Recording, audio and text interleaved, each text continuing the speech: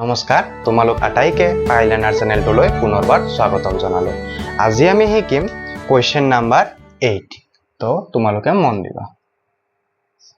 অনুশীলনী R4। প্ৰথম প্ৰশ্নটো কৈছে m নিৰ্ণয় কৰা যাতে -3 to the power m plus 1 multiply -3 to the power 5 equal -3 to the power 7 হয়। আমাক m ৰ মানটো ওলাব দিছে।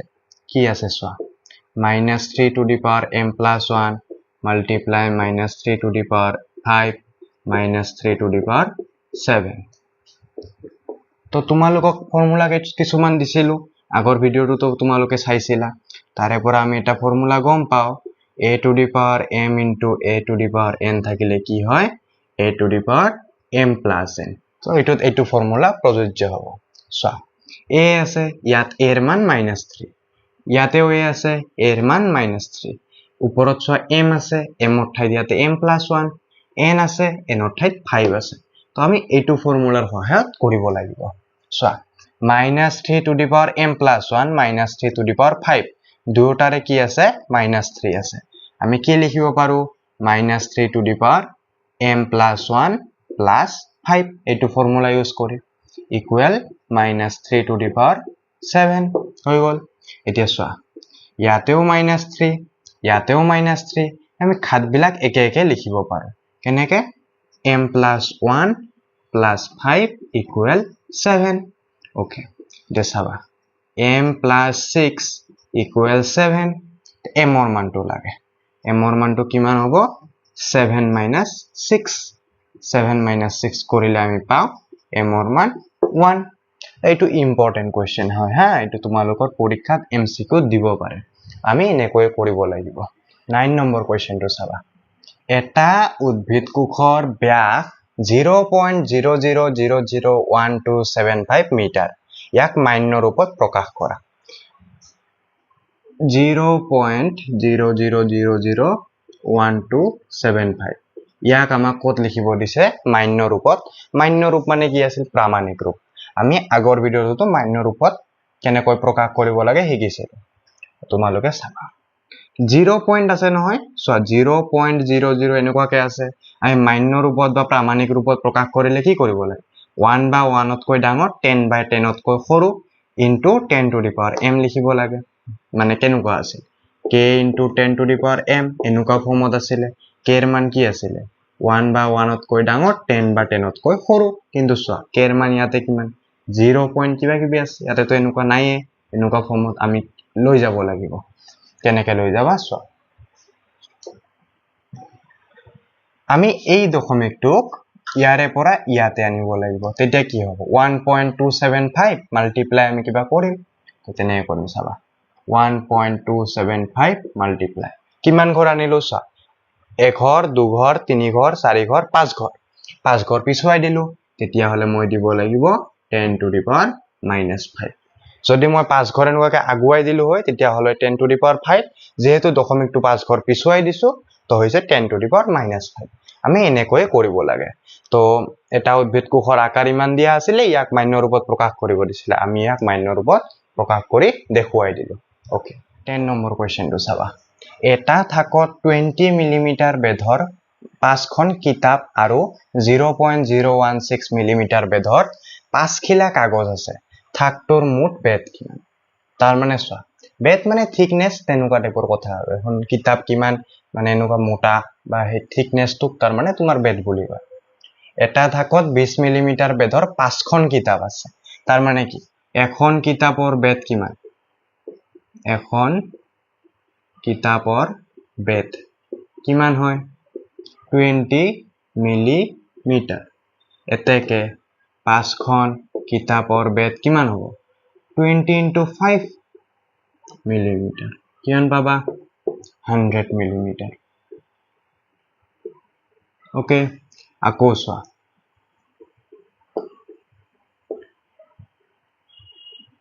ইমান 0.016 মিলিমিটাৰ বেধৰ 5 খিলা কাগজ আছে। 1 খিলা কাগজৰ বেধ কিমান, 1 খিলা কাগজৰ বেধ কিমান, 0.016 মিলিমিটাৰ। এতেকে 5 খিলা কাগজৰ বেদ কিমান মাল্টিপ্লাই কৰি দিলে হল 5 এৰে মিলিমিটাৰ পাবা 16 5 গুণ 80 তো 80 80 লিখিব পাৰো বা আমি জানো দশমিকৰ পিছফালে 0 থাকিলে তাৰ কোনো ভ্যালু নাথাকে 0.08 লিখি দিব পাৰো হৈ গল এটা চাবা আমি তো পালো এতিয়া আমি কি কৰিম যে থাকটোৰ মুঠ বেদ কিমান দুটা যোগ কৰি দিলে মুঠ বেদ পাই যাম এতেকে থাকটোৰ মুঠ বেদ সমান সমান দুটাই যোগ কৰি দিয়া 100 plus 0.08 মিলিমিটাৰ কিমান পাবা 100.08 মিলিমিটাৰ এনেকৈ কৰিব লাগে 11 নম্বৰ কোৱেশ্চনটো চাবা 3 to the power -3 মান হ'ব কিমান হ'ব সুধিছে হা আমি এটা ফৰ্মুলা পাইছিলো a to the power -1 মানে কি আছিল 1/a তাৰ মানে ওপৰত ছোৱা ঘাতটো যদি মাইনাসত থাকে আমি যদি উলুটাই যদি দিও তেতিয়া হলে কি হৈ যায় এটো পজিটিভ হৈ যায় আমি সেম কৰিম চাবা হা ইয়াতে আছে 3 to the power -3 ঘাতটো মাইনাসত আছে আমি যদি এটো প্লাস কৰিবলৈ কি কৰিব লাগিব উলুটাই দিব লাগিব তাৰে নিচিনা ছোৱা a আছে তাতে -1 আছে ইয়াতে -3 আছে বাকিছে তো 1/3 কিউব হ'ব এটোই আছে অকল এনেকুৱা বাকি বিলাক তো সব উলুটা উলটি আছে তো এটো শুদ্ধ উত্তৰ নেক্সট ছোৱা 2/3 হোল স্কয়াৰ 2/3 হোল স্কয়াৰ আছে ছোৱাচোন এইটো হ'ব নেকি এইটো নহয় কিয় নহয় 2 into 3 হোল স্কয়ার আছে 2 আৰু 3 দুটাই তলত আহি গল নহব তো এইটোও নহয় এইটো হোৱাৰ চান্স আছে হা কিয় কাৰণ ছোৱা আমি এটা ফৰ্মুলা পাইছিলো a/b whole to the power -1 আমি এনেকৈ লিখিব পাৰো b/a উলুটি যায় তো ছোৱা সেম ইয়াৰ ওপৰত 2 আছে মই যদি উলুটাই দিও কি হ'ব 3/2 আৰু এটো ঘাতটো কি হৈ যাব -2 হৈ যাব তো आंसर 3 নেক্সট ছোৱা -2/3 হোল টু দি পাৱাৰ 4 ৰ মান হ'ব কোনটো হ'ব চাবা ছোৱা প্ৰথম ছোৱা মাইনাসৰ কথাটো মাইনাস যদি মই 4টা পূৰণ কৰি দিও দুটা মাইনাস লগ হলে কি হয় প্লাস দুটা মাইনাস লগ হলে কি হয় প্লাস দুটা প্লাসক যদি আমি পূৰণ কৰো কি হয় প্লাসে আহে তাৰ মানে কি হ'ব যেটো চিন আহিব হেবিলা কত প্লাস বিলাক থাকিব সোয়া এই দুটাত মাইনাস আছে তাৰ মানে এই দুটা ক্যান্সেল হ'ব নোৱাৰে ওকে নেক্সট চাবা এতিয়া হৈ গল মাইনাসৰ কথাটো পালো তাৰছত 2 to the power 4 মানে 2 ক 4 বাৰ পূৰণ কৰা 2 to the power 4 বাই কি হ'ব 3 to the power 4 এনেকৈ হ'ব যদি এটো আমি ভাঙি দিও তাৰছত 2 to the power 4 মানে কিমান 16 3 to the power 4 মানে কিমান 81 অৰ্থাৎ উত্তৰ হ'ব আমাৰ 2 নেক্সট চোৱা ইমানৰ প্ৰামাণিক ৰূপটো হল প্ৰামাণিক ৰূপ আগৰ কোৱেশ্চনটো তো পঢ়িলো হয়নে তো বহুত ইম্পৰ্টেন্ট কিন্তু দেই প্ৰামাণিক ৰূপটো পৰীক্ষাত আহিব পাৰে চোৱা 0.000064 আছে ইয়াক আমি প্ৰামাণিক ৰূপত লিখিব লাগে কি হ'ব প্ৰথমতে চোৱা 64 আছে এটো ক্যান্সেল কাৰণ 10তকৈ ডাঙৰ হ'ব নোৱাৰে কেৰ মানটো এটোও ক্যান্সেল তো উত্তৰ হলে এই দুটাৰ ভিতৰত এটা হ'ব ওকে এতিয়া চাবা এই দশমিকটোক মই কত আনিব লাগিব ইয়ালৈকে 1 ঘৰ 2 ঘৰ 3 ঘৰ 4 ঘৰ 5 ঘৰ পিছালো তাৰ মানে হ'ব 6.4 into 10 to the power কিমান হ'ব চাবা দশমিকটো মই পিছুৱাইছো নহয় তো মাইনাসত আহিব দশমিকটোক যদি মই আগুৱালো হয় তো প্লাসত গল হয় সো মই দশমিকটোক পিছুৱাই নিছো তো যেটো পাৱাৰত মাইনাস আছে হেতুৱে উত্তৰ তো হ'ব উত্তৰ 4 নেক্সট চোৱা ই নম্বৰটো 2.03 into 10 to the power -5 ৰ মানটো হল উলাব দিছে মানটো কৰিছা 2.03 আছে দশমিকৰ পিছফালে দুটা সংখ্যা আছে আৰু 10 to the power -5 আছে তো লিখি লোৱা তো এনেকৈ আহিব এটো তো তিনিটা সংখ্যা হৈয়ে গল আৰু তোমাৰ যেহেতু এখিনিত আহিছে তো কিমান ঘৰ তোমাৰ পিছুৱাব